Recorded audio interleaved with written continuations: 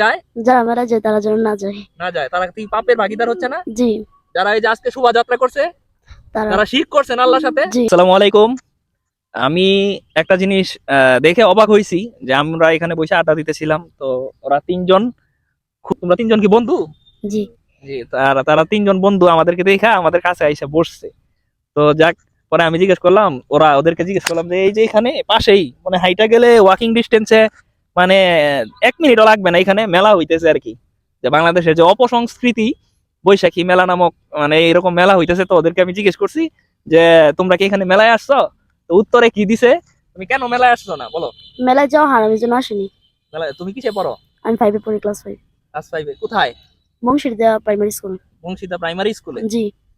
যে ও প্রাইমারি স্কুলে পড়ে, ক্লাস 5-এর একটা ছাত্র, ওর মাথার মধ্যে জ্ঞান আসছে যে মেলায় যাওয়া মানে হারাম।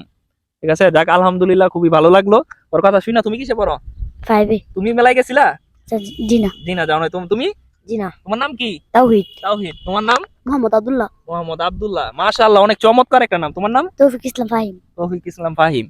তো সবাই দোয়া করবেন। তো ওদের এই বয়সে আলহামদুলিল্লাহ যে একটা সুন্দর চিন্তা ভাবনা, তা আমাদের মতো বা আমাদের অনেক সিনিয়ররাও মানে এই চিন্তা ভাবনাটা মাথার মধ্যে নাই। দোয়া করি আল্লাহ তোমাদেরকে অনেক অনেক বড় কিছু করুক এবং ইসলাম পরিপূর্ণভাবে পালন করার চেষ্টা করিও। নামাজ পড়ো? জি। জি আলহামদুলিল্লাহ। তুমিও? জি।